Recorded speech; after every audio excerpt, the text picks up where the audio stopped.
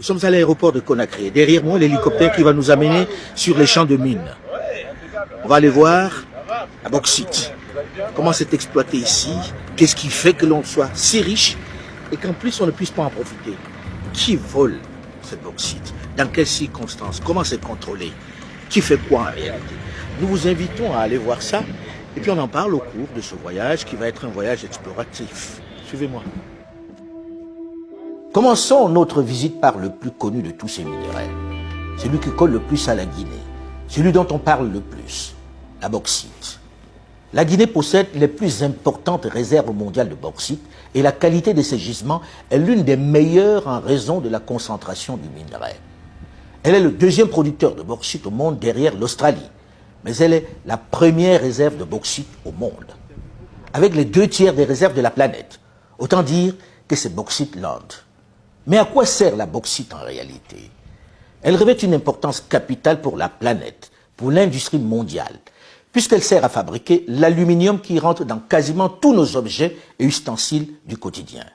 Les casseroles, les couverts, les poêles, les emballages de médicaments, les pots de certains yaourts, les barquettes alimentaires, les canettes et même dans la construction des véhicules.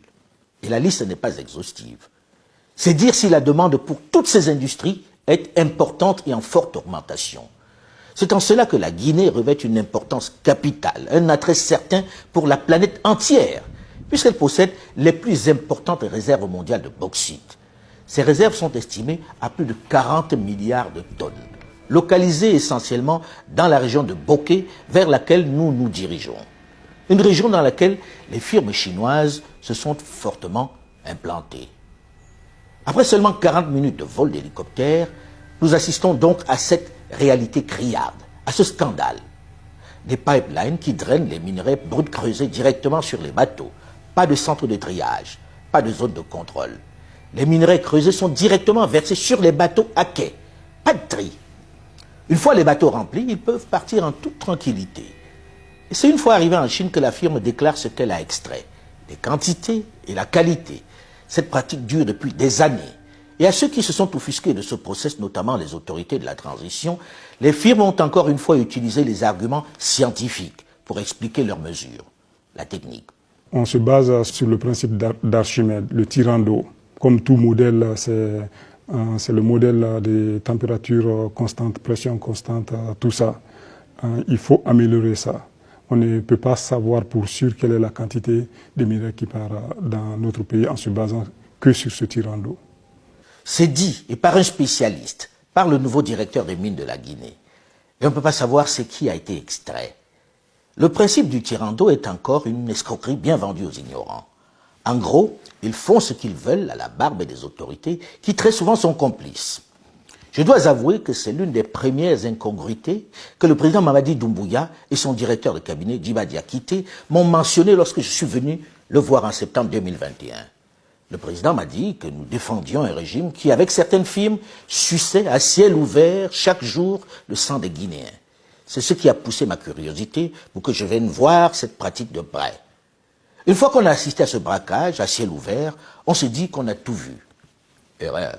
L'année dernière, d'après les chiffres de 2021, la Guinée a exporté à peu près 88 millions de tonnes, métriques tonnes. Presque vraiment, près de 90% ont été drainés en Chine. Voilà les chiffres. En gros, les entreprises chinoises ont dit à la Guinée, voilà ce qui vous revient. Et on s'y fie. Pendant qu'avec ces revenus, ils s'enrichissent et développent leur pays, regardez à quoi la ville d'où part l'essentiel de la bauxite du monde ressemble.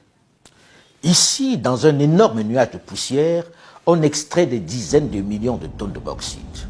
Pour le seul premier trimestre 2020, qui n'était pas réduisant, qui se faisait dans un chaos indescriptible, les quantités déclarées et extraites malgré les vols dans cette région de Bokeh représentaient environ 3 millions de dollars. Pas un centre hospitalier, pas une université, pas un centre de formation. Et ne vous y trompez pas, l'essentiel des jeunes ici, dans la région de Bokeh, ont une autre activité. Ils ne sont pas dans la mine, non.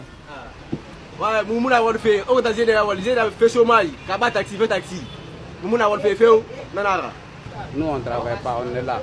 Plusieurs jeunes, plus de 100 et 1000 et quelques jeunes qui sont là, fait taxi motard pour se débrouiller. À 2 pas de ce marché de Bokeh, l'une des mines les plus modernes du pays, j'allais dire de la région. Qu'est-ce que SMB Winning Consortium? Donc, un consortium de plusieurs sociétés. Les sociétés majeures sont SMB, qui est en charge de l'extraction de la bauxite, UMS, qui fait le transport routier de la bauxite. Ensuite, on a WAP, qui fait les opérations portuaires.